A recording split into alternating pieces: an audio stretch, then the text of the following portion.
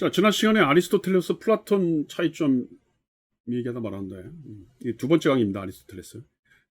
아주 극단적으로 얘기하면, 제가 플라톤 전공자도 아니고, 그렇다고 또 아리스토텔레스 전공자도 아니지만, 이제 제가 알고 있는 아주 개론적인 수준의 얘기인데, 플라톤에서의 윤리라고 하는 건 지적인 거예요. 뭘 알면 된다는 겁니다. 알면. 그러니까 사람이 윤리적이지 않고 도덕적이지 않은 이유는 뭐예요? 플라톤의 입장에서는 몰라서 그렇다는 거예요. 근데 아리스토텔레스는 뭐냐면 아는 단계도 필요해.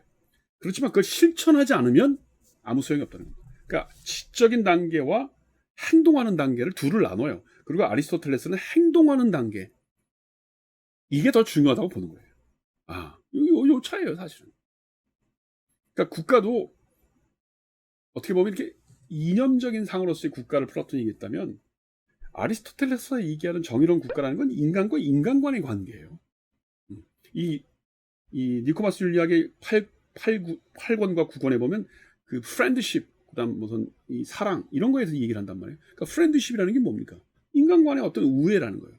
그러니까 법적인 제도, 무슨 군주정이니 참주정이니 무슨 이런 귀족정이라고 하는 제도라고 하는 것도, 우리 식으로 얘기하면 무슨 의원내각제니 대통령제, 이러는 것도 어떻게 보면 인간 간의 관계에 의해서 잘 될 수도 있고 잘 안 될 수도 있다는 거예요. 잘 되면 어떻게 돼요? 군주정이 되고, 잘 안 되면 참주정이 되는 거고, 귀족정이라는 것도 여러 사람이 모여서 하는 것도 좋아. 근데 잘 되면 귀족정이지만 잘 안 되면 어떻게 돼요? 과두정이 되는 거예요. 그래서 이 사람은 뭐라고 얘기하냐면, 귀족정, 소위 잘 되는 군주정을 아버지와 아들 사이에 비교해요. 그러니까 뭔가 이게 연대, 사랑, 우정, 이런 걸 얘기하는 거고, 과두정과 이 귀족정을 뭐에 비교하냐면 부부간을 비교해요. 부부간에 잘 되면 남편이 자기 부인을 잘 존중하고 뭔가 일을 시키고 그러면 잘 되는 귀족정이고, 남편이 자기 부인한테 막 하대하고 말을 발언 기회도 안 주고 토론할 기회도 안 주고 그러면 똑같은 제도지만 참주정, 과두정, 이게 된다는 겁니다. 그 얘기는 뭐냐면, 어떤 제도라고 하는 것이 일방적으로 좋고 나쁘고가 아니고 어떤 식의 인간관계를 통해서 운영되느냐에 따라 달라진다는 겁니다. 요거는 사실은 플라톤하고는 좀 다르죠. 자, 그래서 이 책 조금만 더 니코마스 윤리학을 설명하면, 1권에서는 정착적 지식의 목표가 뭐냐, 주로 실천에 관련된 얘기를 하고 있고, 2권에서 인간이란 무엇인가에 관련해서 그리스 말로는 아레테, 영어로는 버추, 우리말로는 덕이라고 하는 얘기를 하고 있는 겁니다. 대단히 중요한 얘기예요. 대단히 중요합니다. 그 다음에 이제 이 사람이 뭘 얘기를 하냐면, 그 3권, 4권, 5권에서 용기, 절제, 그 다음에 돈에 관한 덕, 명예에 관한 덕, 노여움, 이렇게 감정적인 얘기를 많이 해요. 그러면서 여기서 이제 중요한 얘기가 뭐냐면 중용이라는 얘기를 합니다. 중용. 아리스토텔레스가 2권에서 인간이란 무엇인가, 그리고 도덕의 기초라는 걸 덕으로 얘기하면서 왜 이렇게 감정 얘기를 했을까? 아리스토텔레스는 그런 의미에서 보면 굉장히 물질론자예요. 어떤 합리적인, 어떤 절대적인 이성의 기준이 있는 게 아니고, 사람은 감정에 따라 쾌나 불쾌가 움직여줘요. 근데 그것의 균형을 잡는 게 중용이고, 그런 인간이 되도록 만들어야 되는 게 국가의 목표라는 거예요. 그런 사람이 많아지면 정의로운 사회가 되는 거예요. 그래서 이 사람이, 아리스토텔레스가 여기서 중요하게 얘기하는 게 중용이라는 겁니다. 중용. 이 중용도 물론 지적인 것으로서의 중용이 있어요. 지적. 선택하고 숙고하고 하는 이 단계가 물론 있어요. 그러나 행동하는, 그 다음에 그 행동 이전에 뭐냐면 내 몸에 체화되는 것. 그게 바로 덕이라는 거예요. 그래서 감정의 단계가 있고, 아예 그런 감정의 단계가 여러 번 반복되면 아예 그냥 내 성격에, 내 몸에 아예 체화된다고 그러죠. 체화, 몸에.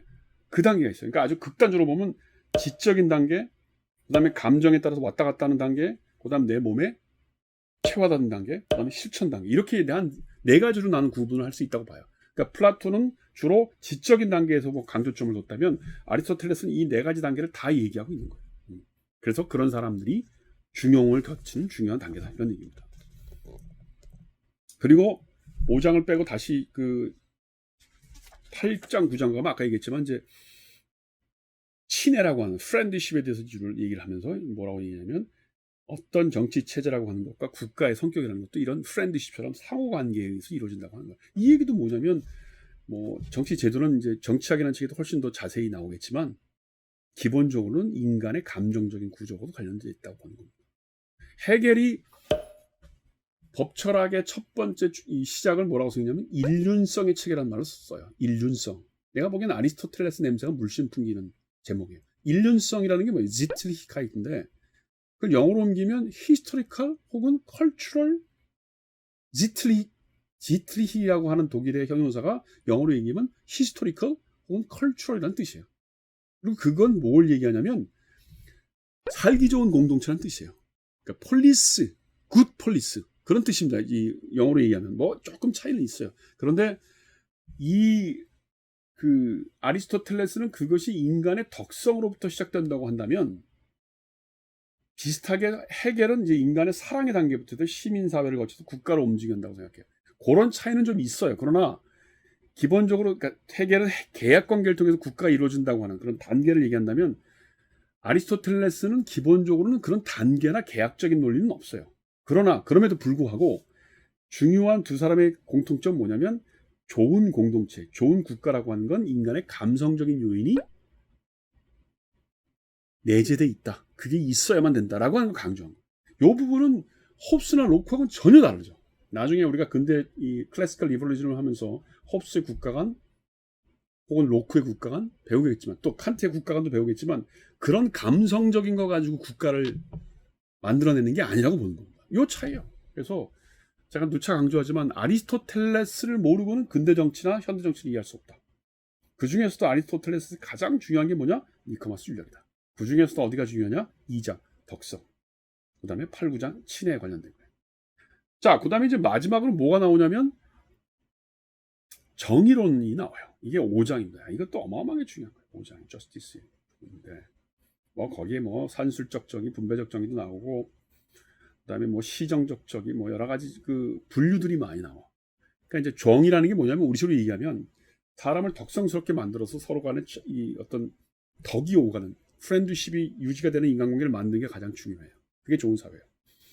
근데 인간의 발달이라는 게 그렇게 다 똑같지 않을 거 아니에요. 그러니까 어떤 친구는 잘하는데 어떤 친구는 잘 못해. 잘 못하는 정도가 아니고 사기를 쳤어. 남의 걸 뺏었어. 도둑질을 했어. 그러면 어떻게 돼요?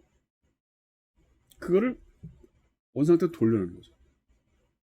그걸 뭐라고 그래요? 교정한다, 시정한다 그런 얘기예요. 그러니까 아리스토텔레스한테의 저스티스는 뭐냐면 똑같이 가는 거예요. 중용이에요, 중용. 그 사람의 기본적인 생각은 감정의 균형을 잡아서 인간이 덕스러운 사람이 되고 탁월한 사람이 되는 것처럼 사회의 정의라는 것도 그 감정의 균형, 더함도 없고 부족함도 없는 것이 인간의 탁월성이라고 한다면 그 좋은 저스티스가 작동하는 좋은 사회, 공동체도 뭐예요? 더한 것도 없고 부족한 것도 없이 딱 가운데 균형을 잡는 거. 그게 저스티스예요. 누가 사기쳐서 뭐 많이 가면 그대로 다시 가져오는 거죠. 그래서 사실은 아리스토텔레스한테 가장 중요한 정의가 뭔지 아십니까? 산술적 정의예요.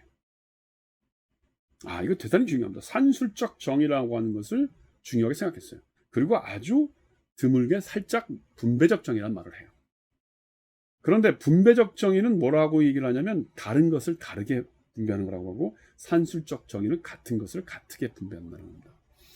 요 두 정의에 대한 분류가 사실은 또 나중에 근대 정치에서 홉스나 칸트나 혹은 마크스가 아리스토텔레스를 비판하는 대단히 중요한 근거가 돼요. 간단하게 맛배기만 보면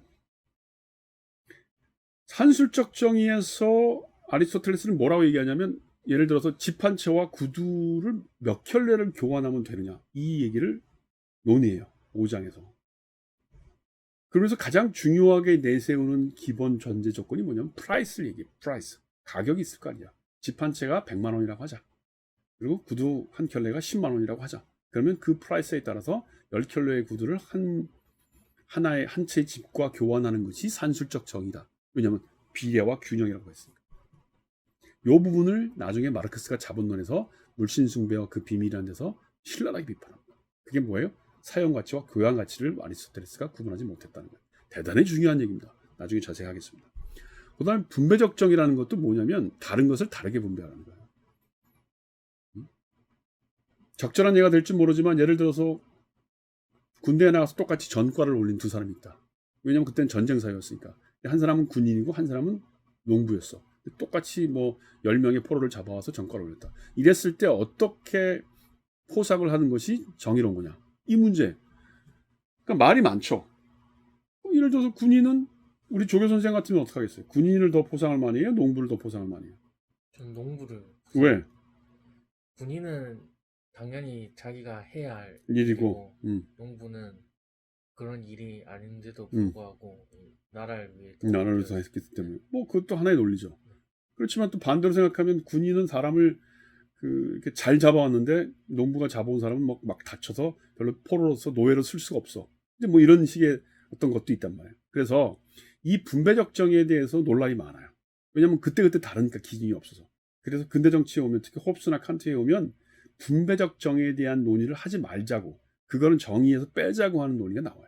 그래서 분배적 정의라고 하는 것이 근대 정치에 오면 굉장히 축소돼요. 근데 아리스토텔레스에서는 이 분배적 정의도 대단히 중요한 부분이 됩니다. 그래서 사실은 이런저런 얘기들이 할 게 아주 많은데 다음 시간부터 정치학적 지식의 기초, 인간이란 무엇인가 덕성에 대한 문제, 실천지가 뭐냐, 친애가 뭐냐, 그 다음에 저스티스 산술적 정의와 분배적 정의가 뭐냐 이런 것들을 하나하나씩 보겠습니다. 오늘은 여기까지 하겠습니다.